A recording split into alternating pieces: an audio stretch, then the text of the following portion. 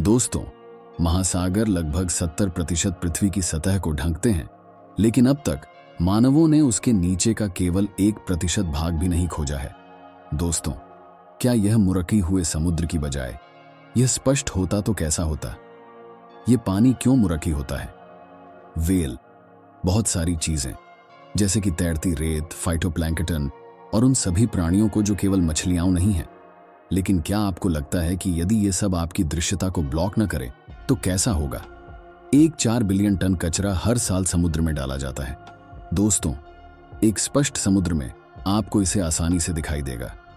इसके अलावा सोचें कि आप कितने पुराने जहाज देख सकते हैं। उम्मीद है कि आपने अपने स्कूबा गियर ले आया है, क्योंकि खोज अब बहुत आसान होगी। और अगर हम बात करें कि कितने जहाज अब भी तैर रहे हैं, हर दिए गए समय में समुद्रों पर 1 लाख से अधिक जहाज होते हैं और तट पर खड़े होकर आपको लगेगा कि वे सभी हवा में तैर रहे हैं। और आप कितनी मछलियों को देख सकते हैं? दोस्तों, उतनी नहीं जितना आप सोचते हैं। लोवेस्टोफ्ट, इंग्लैंड में एक शोध केंद्र के अनुसार समुद्र में लगभग 5 बिलियन टन मछलियां होती हैं, लेकिन यह केवल पृथ्वी के पानी का एक छोटा सा प्रतिशत है। विशाल समुद्रों की तुलना में लगभग कुछ नहीं। यह कहा गया है कि आपको बहुत सारी मछलियां दिखेंगी, जो आज के अनुपात में ज्यादा होगी, लेकिन आप समुद्र की विशाल खोखलापन देखेंगे। मानव दशकों से समुद्र की तल को मापते रहे हैं और इसके कारण दोस्तों, हम इसे अधिकतर एक बहुत उच्च, कभी कभी पहाड़ों भरे सतह के रूप में चित्रित करते हैं। लेकिन यदि पानी अधिक पारदर्शी होता तो आप जल्दी ही समझ जाते कि समुद्र की तल काफी समतल होती है।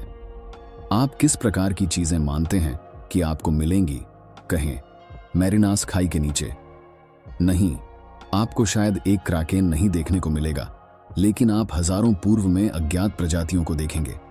यूनेस्को के अनुसार वे हर साल समुद्र में लगभग 50 नई मछली की प्रजातियों की खोज करते हैं।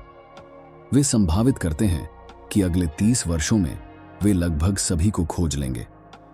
एक पारदर्शी समुद्र के साथ दोस्तों, आपको इसे काफी जल्दी होने की उम्मीद है, लेकिन पानी क्रिस्टल क्लियर होने के बावजूद यह समुद्र नीला या हरा नहीं होगा, क्योंकि यह उसे बनाने का बड़ा पहलू है। इस प्राणी के बिना मछलियों को गंभीर समस्या का सामना करना पड़ेगा। पाइथोप्लैंक्टन हर एक मछली के लिए भोजन का बड़ा स्रोत है। उनकी अनुपस्थिति में मछलियों को जीवित रहने में कठिनाई होगी। दोस्तों, केवल प्रतिरोधी को ही वास्तविक मौका मिलेगा। और इन मछलियों के घर में धूप प्रवेश करने से कैसे इन्हें प्रभावित किया जाएगा? महासागर के 90% स्थानों की विवारितता सूर्य द्वारा नियंत्रित होती है। यहाँ फोटोसिंथेसिस हो सकता है, और फोटोसिंथेसिस के द्वारा दोस्तों, मछलियों को ऑक्सीजन प्राप्त होता है और वे प्रीति रहते हैं। इसकी वर्तमान स्थिति में केवल समुद्र के कुछ हिस्से फोटिक जोन में माने जाते हैं। ये क्षेत्र आमतौर पर सतह से कम होते हैं, लेकिन अगर समुद्र पूरी तरह से पारदर्शी हो जाए, सिद्धांतात समुद्र का प्रत्येक हिस्सा एक फोटिक जोन होगा। सूर्य प्रकाश 300-500 मीटर तक नीचे जाएगा। यह मछलियों के उद्देश्य की आवाज के लिए अवसर उत्पन्न करेगा। यही है यदि वे जीवित रह पाएं, क्योंकि यदि सूर्य प्रकाश समुद्र के नीचे तक पहुंच जाए तो पानी गर्म हो जाएगा। दोस्तों, ऐसा इसलिए होगा क्योंकि समुद्र की तल पर धूल सभी समुद्र में कभी पहले से अधिक ऊष्मा अवशोषित करेगी। अत्यधिक समुद्र में अधिक प्रकाश होने से पानी का तापमान बढ़ जाएगा। इसका मतलब है कि पानी में ऑक्सीजन की मात्रा कम हो जाएगी। कम ऑक्सीजन के साथ विशाल संख्या में मछलियां मर सकती हैं। दोस्तों, तो हमारा सुपर साफ समुद्र शायद अब तक की तुलना में और खूबसूरत और रोमांचक हो सकता है, लेकिन यह लंबे समय तक नहीं टिकेगा। शायद हमें बस उस मुरकड़ी जल के साथ खुश रहना चाहिए। दोस्तों, उसके बाद अगर हमारे पास समुद्र नहीं होते, क्या यह बस गया? तब कैसा होगा? वह एक और कैसा होगा कि कहानी सुनाई देती है।